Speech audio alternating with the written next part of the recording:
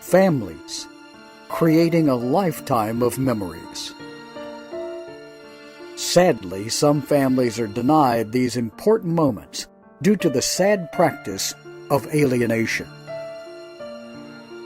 These are families divided. Hello, everyone, and welcome to this week's episode of Families Divided TV. In this episode, Randy Flood will be sharing with us the 5 most common mistakes rejected targeted parents make when facing parental alienation. In Randy's work with rejected parents, he's often witnessed rejected parents be tragically seduced into making mistakes while they are in the throes of parental alienation.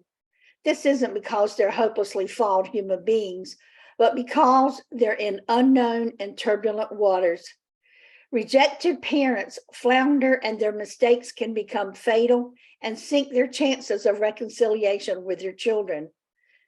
Highlighting these common mistakes made by rejected targeted parents isn't done to blame them, but to help them respond more compassionately and more strategically as they learned to traverse one of the most stressful relational dynamics a parent can face. We're looking forward to this episode. He's done a great job with these 5 points. We're also going to be hearing from Lisa Rothfuss. Lisa will be one of our presenters at our upcoming fall conference in October. She's going to be sharing with us her summary of her presentation that she's going to be presenting there. The title of our conference is Alienation, the Truth Regarding the Trauma and Abuse.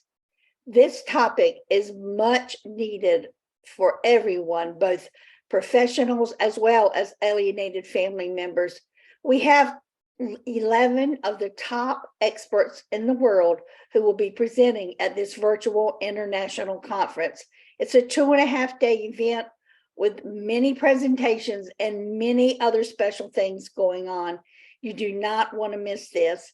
We are now in the last days of our early bird special. It ends the end of February, so you want to get in on the best pricing.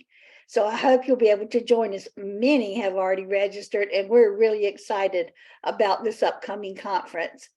We're going to be sharing that as well as Randy Flood with you right after these messages.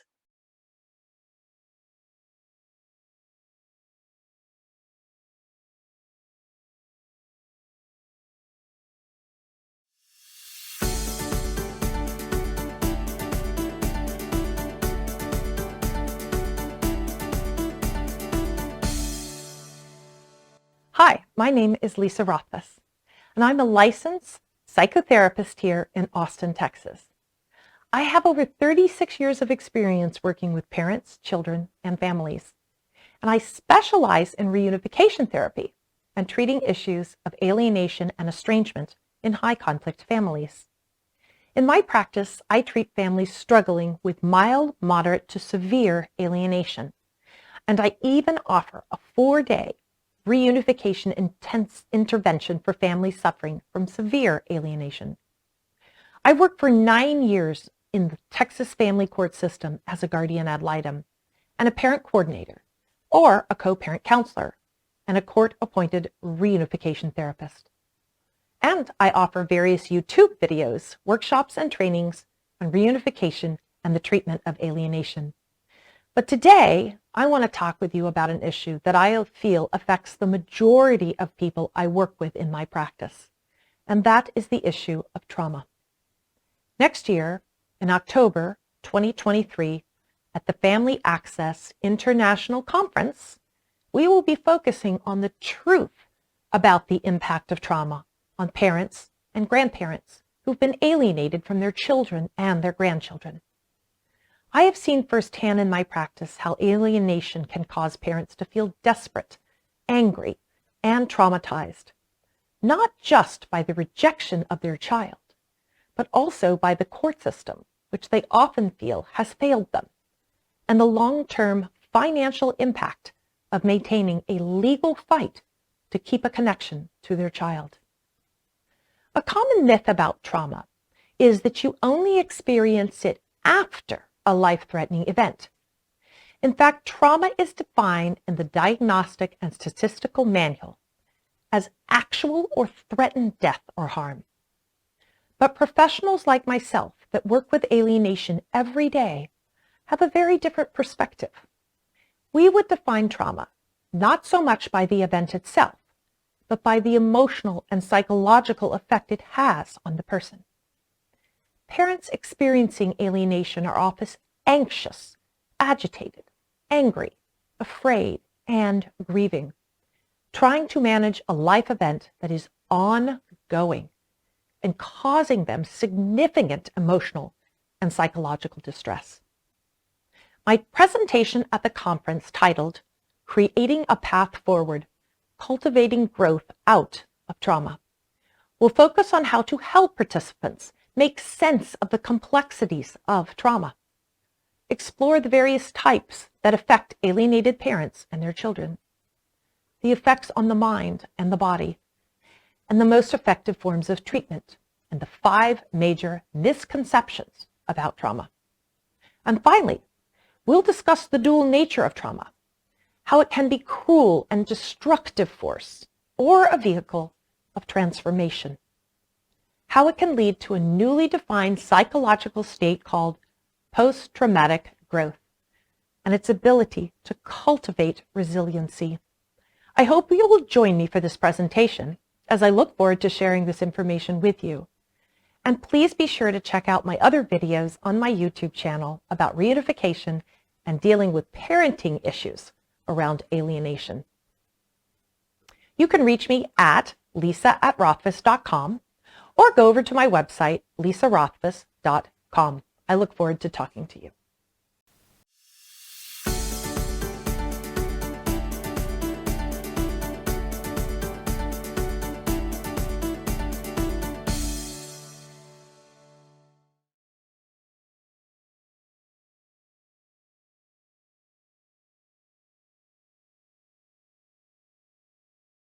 Divorce and co-parenting are a major life interruption for families, especially the kids, but also for parents and grandparents. And it's even worse in blame-filled, high-conflict cases. When parents engage in alienation by turning the kids against the other parent or grandparents, kids suffer. They're denied the opportunity to build the 4 big skills necessary for future resilience. New Ways for Families online class can help. Parents learn to use our popular BIF and EAR skills to calm the conflict and stop the hostile emails and texts. And we even have a class for kids and parents to learn together. Research shows a 75% improvement in joint parental decision-making after this course is taken, plus overall improvements for kids' well-being.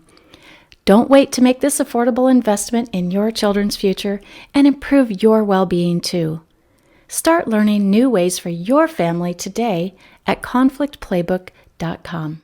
Well, Elaine, thanks for having me. I've been looking forward to speaking with the folks who view these educational videos. And so I want to jump right in, talking about our topic today of the 5 common mistakes that rejected parents can make when they're dealing with parental alienation. And so I want to preface it by saying I say mistakes, but I mean it in a very compassionate way, in that most parents are going to be seduced into making mistakes, because this is probably one of the most stressful events that one could ever experience as a human being, of having your children reject you.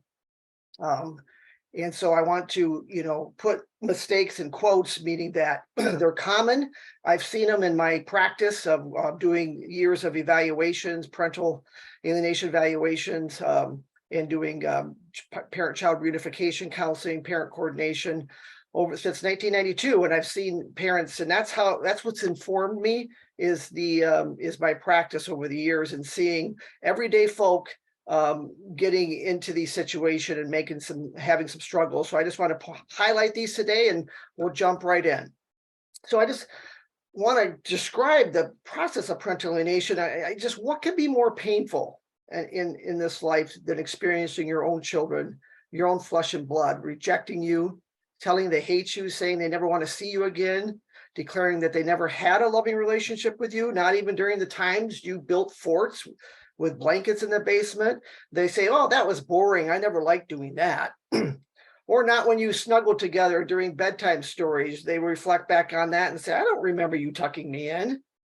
Or maybe when you went out west and rode excitedly rode the ski lift together after another vigorous run down the slopes. And they say, I wasn't excited. I was actually scared. Where did you get that I was excited? Or when you volunteered at the school, helping out with a Halloween party, taking time off of work or making the decorations. And then they say, you just did it to show off. So nothing you do in the past, their base rate relationship is what we call it, is seen as positive. It's all negative. So you knew your divorce was going to be difficult adjustment, because divorce inherently can be a stressful event for most everybody, but you never anticipated having to watch the dream of your family unit disintegrate and having to closely watch your finances. You thought you had to do that, but you never dreamed divorce would include watching your children slowly fade away, possibly out of your life forever, and be cast kind of like the antagonist, the monster in your own divorce horror show. So this is a whole different animal here. So parental alienation can be difficult to recognize for anyone not experiencing it firsthand. I like to say it's like a riptide. I'm from Michigan, and on Lake Michigan, we have these riptides. You might be familiar with them yourself, living in an ocean, but a riptide is hidden and forceful. You don't see the turbulent waters of the surface. That's why so many people fall prey to it. But rejected parents can find themselves struggling against a powerful force as it pulls them further and further from the relationship they once had with their children, like pulling them from the shore. That's where they used to be with their kids, and they're pulling them further and further out. They feel the resistance and fight against it, but the more they fight, the more exhausted they become. It seems as if there's no one to appreciate how difficult it is to stay buoyant in these deceptively calm waters, and you get blamed like what's wrong with you, because they don't see what you're fighting. And you guys who are fighting, they're searching for someone to throw them a lifeline. And what my work with rejected parents is, what's the wisdom of facing a riptide? It's counterintuitive. You don't swim toward shore, you swim parallel to the shore to get away from the riptide, and then you can swim to shore. So, but I use that as an ongoing metaphor. So the experience of being targeted by your co-parent is upsetting, but to be rejected and hated by your own child, feeling and watching them slip away and fearing that you'll never see them again, is like witnessing a child having a slow death. While they remain physically alive, they become increasingly emotionally dead to you. The radiant love in their eyes turns dark and vacuous, and the joyous sound of their voice turns blue and hateful. And you're seeing this right before your very own eyes. These kids that were loving, affectionate, all of a sudden become hateful and vacuous. In my work with rejected parents, I witnessed them tragically be seduced into making mistakes while they are in the throes of these painful, intractable, insidious drama of parental alienation. And this isn't, like I said earlier, because they are hopelessly flawed human beings, but because they're in unknown and turbulent waters. Rejected parents flounder and make their mistakes. They become fatal and sink in their chances of reconciliation with their children.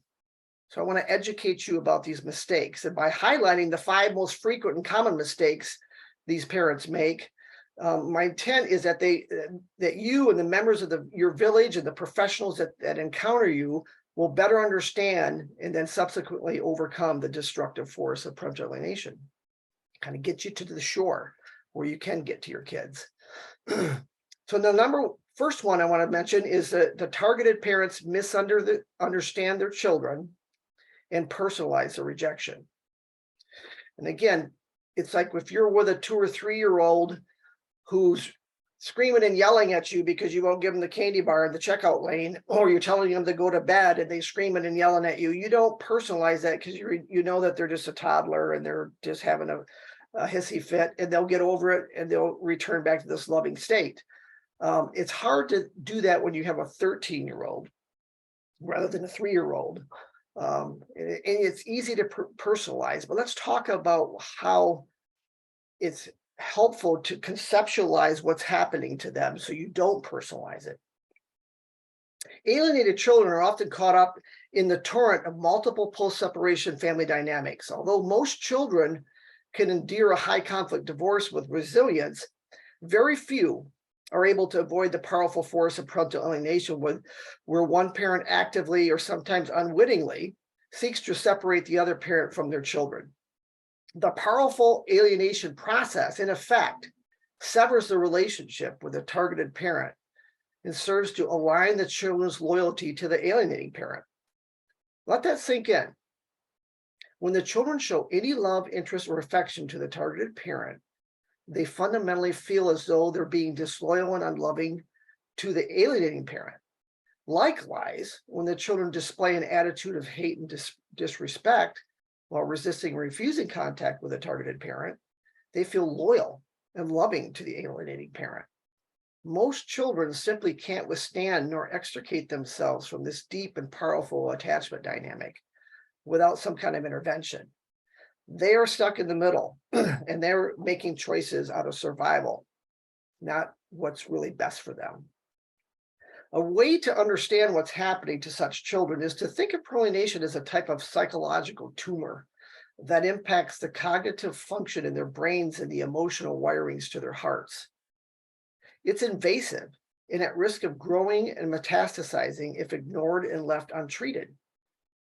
While multiple post-separation dynamics can contribute to its inception, the toxic attachment process that requires the children to maintain a loyalty contract to the alienating parent feeds it. And as it grows, the tumor begins to negatively impact functions in the children's heads and hearts. Alienated children become desperate, very desperate to maintain that loyalty contract with the alienating parent. They develop a narrative to fit that contract that requires a polarized view of the alienating parent as all good and a targeted parent as all bad. Because most relationships don't fit these polarized black and white characteristics, and most relationships have a little good, a little bit of bad, a little gray, the children are required to therefore distort and bend reality in order to fit each parent into these rigid boxes or these constructs. And although children can have an affinity toward one parent over the other, it is markedly atypical outside of parental alienation for children to idealize one parent as all good and perfect while blackening or denigrating the other as just disposable. I mean, even in estrangement dynamics with children that are abused and neglected that go into foster care temporarily while the parents are being rehabbed. Well, when we work with those children, we all often know that they have irrational hope, believing that their parents are okay, and they deny the past because children have this natural proclivity to want to attach to parents. So when you see that extreme polarization, that's a big indicator. And it's helpful to understand what's happening to them in their brains and hearts. Now, as the polarization grows over time, the growing psychological tumor, as again, this metaphor potentiates the growth of what we call an encapsulated delusional thought system, a belief in the targeted parent's extreme dangerousness, woeful ineptitude, and irredeemable capacity to love, despite any evidence of the good-based relationship that we reviewed at the beginning, prior to the alienation setting in, or prior to any substantiated abuse or neglected claims. I mean, that's one of the ways that we rule out the 5-factor model is there substantiated abuse and neglect? So that developing narrative is not based on objective reality, but it's based on an intersubjective narrative between the alienating parent and the children that solidifies that loyalty contract between them and that attachment process. Okay? Most untrained professionals, and again, most people don't get and understand parental alienation. It's very counterintuitive for professionals, attorneys, mediators, judges, don't understand the dynamic and will either ignore its presence or prescribe what we call contraindicating treatments and parenting time arrangements.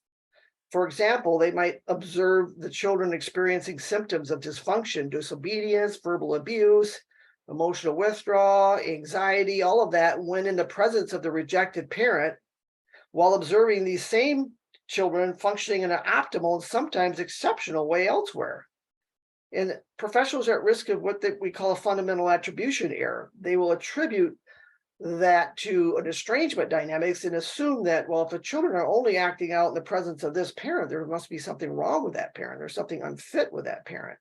And again, it's counterintuitive to think that, no, it's not. It's the parent they're primarily attached to that becomes the problem. And that is just a hard thing for some professionals to understand without proper training.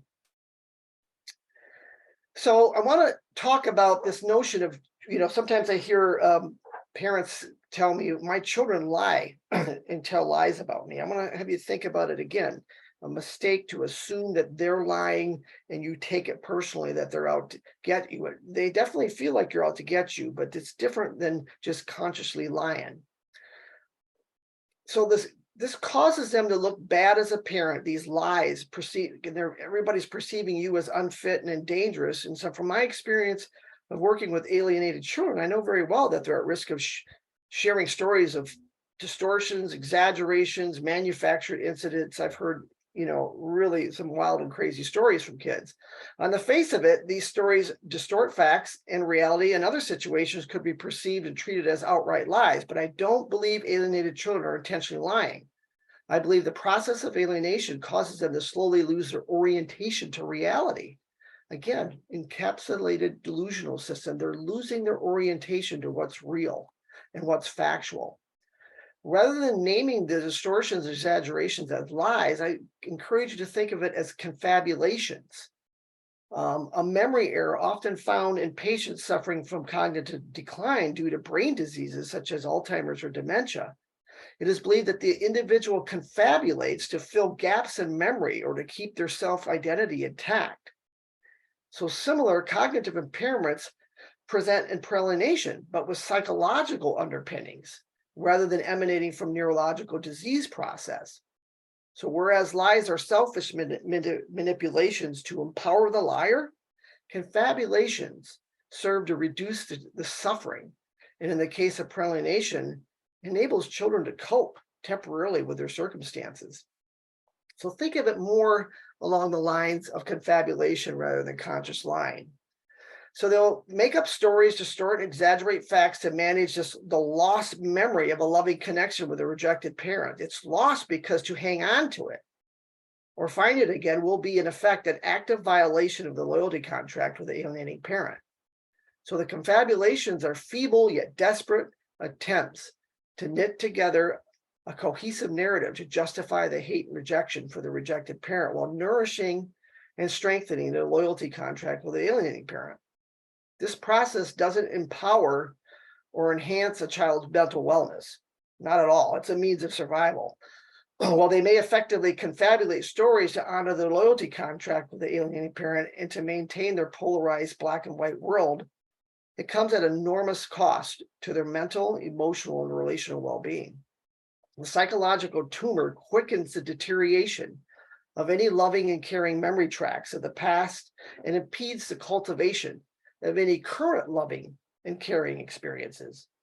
Their need to confabulate stories follows them into other relationships that they have to neatly fit into their polarized tribal world, including an extended family, friends, and professionals associated either with mom or dad. It becomes tribal warfare, and these camps get developed and these tribes get developed, and one is all good and one is all bad. So it's very painful to watch your children's memory fade, erasing any cherished memories or revising them into tragic disappointments, while simultaneously cementing memories of all your mistakes. The rejected parent is forbidden to take any sentimental journey with their children at the risk of being accused of not getting it, you're not listening to them, or only wanting to minimize all the bad stuff. The parent is basically deemed manipulative and clueless Their anguish is compounded when they're blocked from creating any new loving experience. It's all those efforts are labeled as either fake, ill-timed, not enough, too much, selfish, or not just quite right. It is really a no-win situation. The children live with debilitating anxiety and must be hyper-vigilant to the loyalty contract with the alienating parent. Even the civility of normative salutations afforded to strangers or remote acquaintances ignored and traded in for blatant rudeness. Normal, successful, or loving experience aren't allowed because to have any effectively shrink the psychological tumor, and that's forbidden. And again, that gives you an idea of what is effective treatment for parental alienation is opportunities for immersion and healthy attachment with the rejected parent. And that's what begins to shrink the psychological tumor. Contact with the parent, alienating parent, and immersion with them causes it to grow. But unfortunately, the path of least resistance, the one that will cause the minimal amount of suffering for the children, is the path to sever the relationship with the rejected parent. The children will eventually end up providing only one way for rejecting parent to express their love: stop fighting for them and let them go. More than fearing the rejected parent, what the children actually fear is rejection and disapproval from the alienating parent. They're in pain. The hope is that the rejected parent will understand, not personalize it, and love them nonetheless. Although they see the targeted parent fighting for them, the children intuitively know that the odds are not in the parent's favor.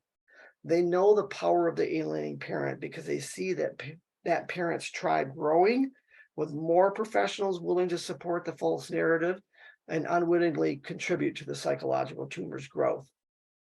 I've witnessed children desperately plead to the targeted parents to just let them go and stop fighting for the parenting time. These children can't describe or name what's happening to them because the words are unspeakable and in violation of the loyalty contract with the alienating parent. Instead, they appeal to the unconditional love of the rejected parent, stating, "Our life is just easier without you, less stressful. Please understand. This is so stressful for us. Please stop fighting and leave us alone." I've been tormented. Targeted parents faced with these words, "stop fighting," release their children and say goodbye in the expression of love. These parents are just tormented with these decisions. How could this behavior feel anything but personal? It's terrorizing to hear such pleadings from your own children and be told through words and or behavior, "get out of our lives." It hurts and scares a rejected parent more than anything ever has. But as much as it hurts, they have to recognize that it's not about them. The more they think it is, the more they think their children are rejecting them from their self-agency, the more hurt and anger it will cause. And that leads to the second mistake, number 2. The rejected targeted parent believes that increased punishment and discipline of all that acting out behavior will put an end to the misunderstood attitude and behavior. I'll nip this in the bud with some good discipline and some lecturing. While alienated children notoriously function quite cordial and respectful to almost all the other adults of their lives, teachers, coaches, the alienated parents' extended family, they're remarkably disrespectful and defiant to the targeted parent, and often any adult connected to them. I've seen children ignore their parents, not even offering a civil acknowledgement of their presence, not a look, a touch, nod, or a word. I've heard children both deny all positive memories and offer no vision of hope in restoring the relationship with a rejected parent. I've worked with alienated children who have destroyed parental property, abused step siblings, and ignored and defied step parents. They hole up in their room for whole weekends, refuse to eat or socialize, even endanger themselves by running away from court-ordered parenting time. And I have seen targeted parents' desperate attempts to use discipline to curb this disturbing progression of attitude and behavior. The temptation to think that this will work is understandable, since disciplining disobedient and defiant children is considered normative and reasonable. However, to address the source of the problem merely as willful defiance and resistance reinforces to the child that the parent doesn't get them and will likely intensify their anger. Although they may look, sound, and act like naughty and rebellious children in need of lectures and discipline, they're really not. To the contrary, alienated children are very troubled and in need of proper understanding, compassion, and intervention and treatment. If the rejected parent approaches them only with increased levels of discipline, that parent eventually plays into the children's false narrative that they're mean, bad, and unreasonable. I've counseled and evaluated many targeted parents who've been seduced into this line of thinking and have fallen into an authoritarian style of parenting. Examples I remember, like the parent who eventually forced a 13-year-old daughter to take a shower after she refused for the 6th day in a row during a hot summer parenting week of daily soccer practice. And finally, the dad just kind of forcefully took the child into the bathroom, disrobed, and put her in the shower because she was stinking so badly. And again, it was made to look like he was the terrible parent for doing something to a 13-year-old female when he was the father. The parent, another one who took the door off a 15-year-old adolescent's room after several weekends of the child isolating and refusing to come out for family time and meals. The exasperated parent who was recorded in a tirade that foster care is where the children belong until they learn to follow the court's orders, and the child was recording the parent's tirade. The parent who dropped his chronically combative 14-year-old off at the fire station to wait for the alienated parent to pick her up because, once again, she would not stop screaming in front of the younger siblings in the car. They just dropped the child off in exasperation. The parent who prohibited a star adolescent athlete from going to football practice during parenting time, which caused his son to be ineligible for an important game. These are all just desperate attempts to use punishment. And again, there needs to be consequences. This presentation isn't for that particular purpose. I would encourage you to be working with someone who understands what you're dealing with and setting boundaries and limits, but not using just punishment as a way of eradicating this problem. So with proper context, one could argue the appropriateness of these parental actions, but all these get decontextualized and inserted into that intersubjective narrative between the alienating parent and the children. And often the child therapist is eventually co-opted as well and downloaded as data to prove the targeted parent is bad, poor, and unfit. And in some cases, Child Protective Services gets involved because, again, these mistakes are decontextualized and used as data to support the narrative that the targeted parent is bad. So while structure and discipline can't be cast aside, they can't unilaterally be the solution for the incorrigibility.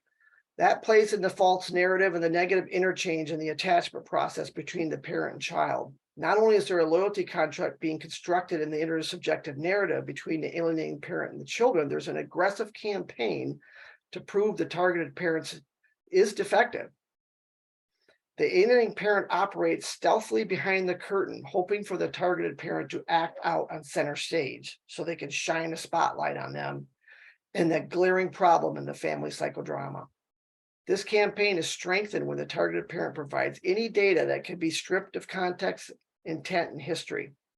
Yes, the targeted parent may feel under attack, unfairly scrutinized, and held to unreasonable standards, but such is the nature of negative campaigns and their seductive impact on others.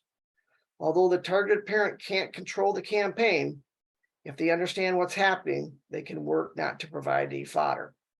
All right. The third example of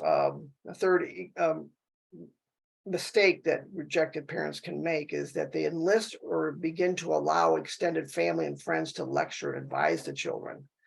So your discipline is not working and your power as a parent is discredited. So then you start to think, well, maybe my dad can help, or maybe my Aunt Henrietta, she was always influential, maybe she can help. And so you start enlisting people from your tribe or camp or your family to help you.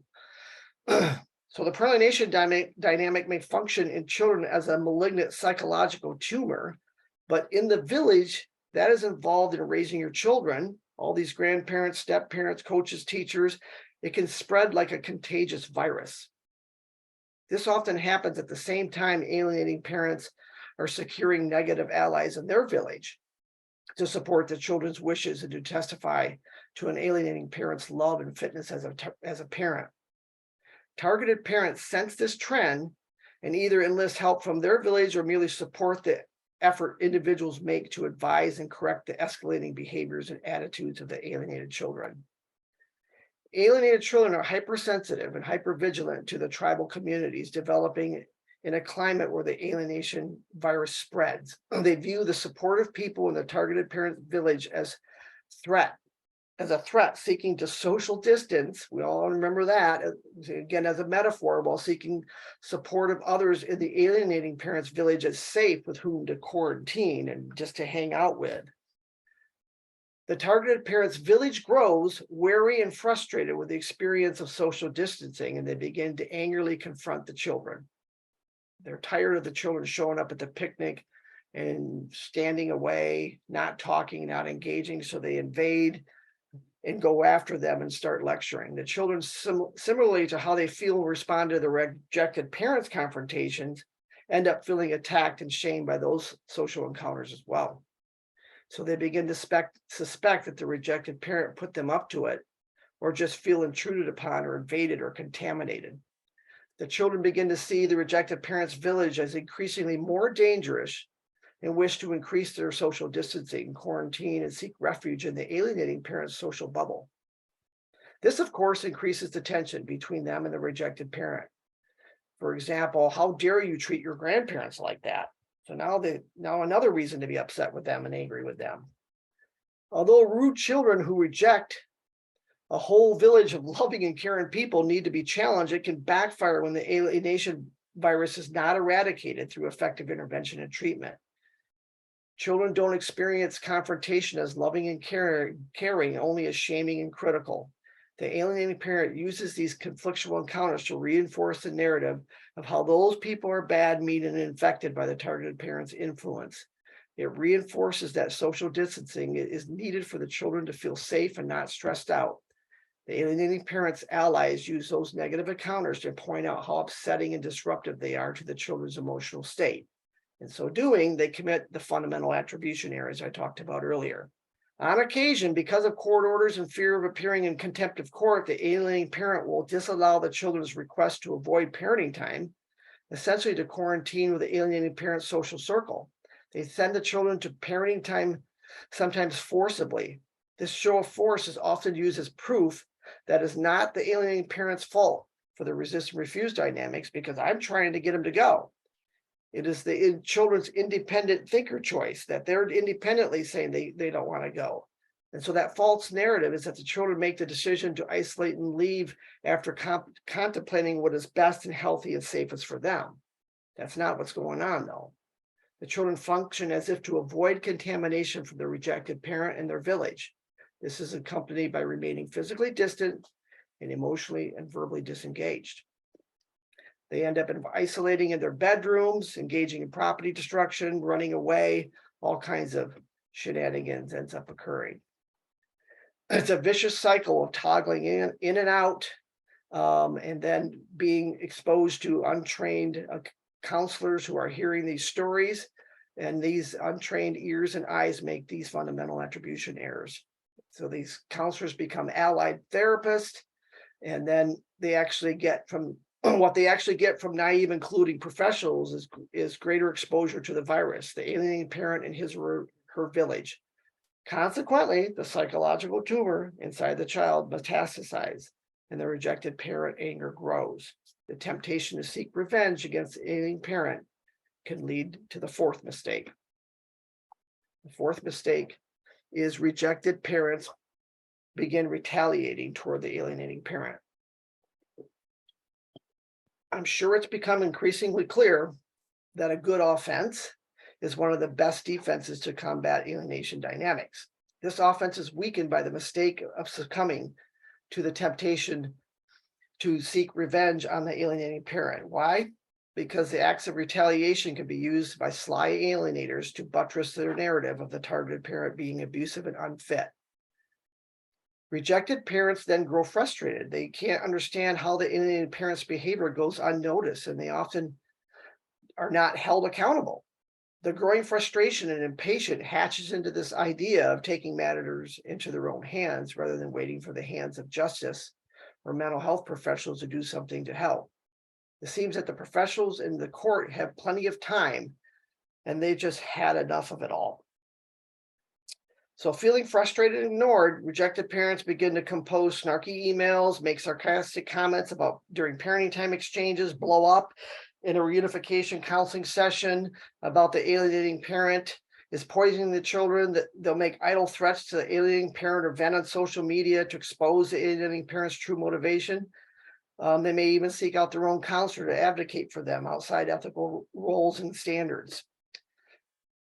Someone who writes a critical assessment of the alienating parent's behavior despite not having met nor professionally assessed the situation. These then therapists end up getting discredited in court because they're writing assessments about people they've never met. These actions can be understood considering the target parent's frustration, but most often they will be used against them as further evidence of their unfitness as a co-parent. While retaliatory actions may feel good, they do not do good. The feelings of anger and frustration need to be expressed and managed with perhaps good counseling or coaching. If not, then they can be easily acted out in a fashion that ultimately disempowers you, the targeted parent, and impedes your mission to gain access to your children and stop the alienation. If not managed well, this can lead to the final mistake, the fifth one. Rejected parents present as angry, argumentative, and obstinate to professionals who are involved in the case. So growing frustration and fears lead to the target parent to present to the mental health and legal professionals in these angry, obstinate ways. This can prevent them from getting proper help since most professionals find alienation dynamics counterintuitive. They intuitively get that the children reject and fear bad parents, but they don't understand how children will reject good parents. These professionals are then scrutinized the rejected parents' attitude and behavior to confirm their bias of believing that these resist and refuse dynamics are caused by the parent's abuse, neglect, or unfitness. And guess what? The rejected parents' angry, argumentative, and obstinate attitude and behavior in front of the professionals just confirms that bias, and you become you inadvertently are giving them data to buttress that delusional system. So uninformed professionals fail to see the attitude and behavior as a direct result of unaddressed alienation. They erroneously conclude that the targeted parent is the problem. And the professional then become advocates for the estrangement abuse theory, and then they cite the behaviors that you exhibit in their office to support their conclusions. And so they'll become part of it, and then you end up feeling like you're again swimming to shore and you can't get anywhere. The way out for targeted parents is to manage their feelings and behavior so that the best versions of themselves, rather than the wounded, desperate, and angry ones, show up in the professional's office. They need to be grounded in the literature on alienation, including what type of counseling intervention helps or hinders. And you may need a good attorney who knows how to help work with mental health professionals, an attorney whose goal is to educate the professionals and advocate to retain professionals who understand the alienation dynamics while presenting to professionals or the court legitimate signs that their client is fit, rational, and reasonable. That they're madly in love with their children, not mad. That they wish to win their children's hearts and minds, not to win a case or one up their co-parent. So when professionals are faced with targeted parents who are grounded and have their admirable intention, there's a better chance that the professionals will advocate for justice, accountability, and healing, rather than becoming manipulated agents in the alienation dynamic. So in closing, these 5 mistakes can be visible and palpable, while the stealthy and deciduous moves of the alienating parent often remain latent and hidden. The greatest chance you have of pulling back the curtain on alienation dynamics is to not take center stage with the drama caused by these mistakes, but to instead to work to pull back the curtain and put the spotlight on the alienation that's taking place. You must be methodical and strategic. Don't be afraid to ask for help and seek counsel. Time is your enemy, and experts can help you access the severity of the alienation and appropriate interventions, up to and including court involvement. It won't hurt to have a coach or a counselor, a consultant, or a good attorney on your team. When I say time is the enemy, that means that the longer that psychological tumor is there, the greater chance it stands of being metastasized and taking over. So time is of the essence.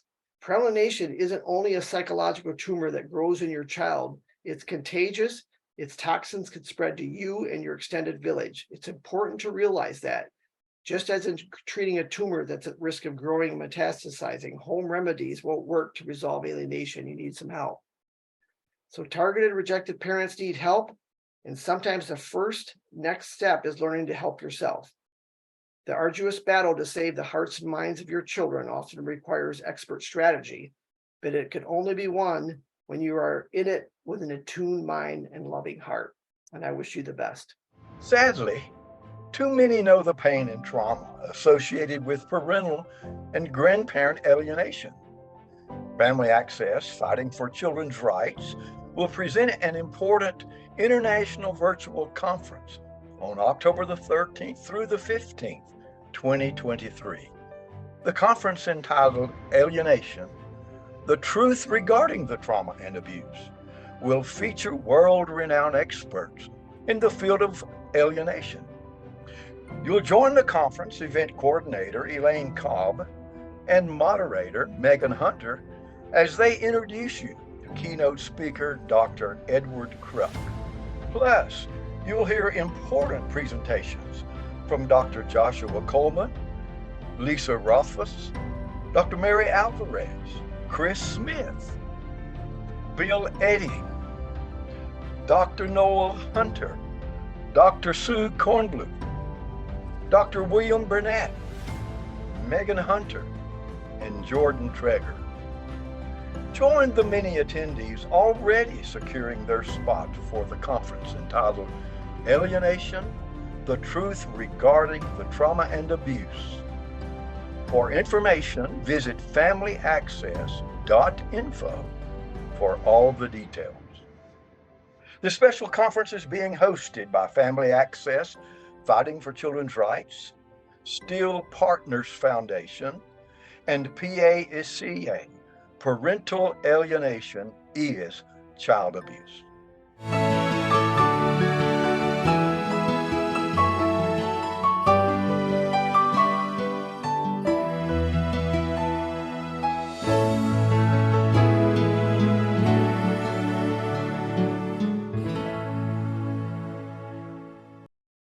Next week on Families Divided TV, Elaine Simmons shares some thoughts on what it is like being a grandparent in alienation.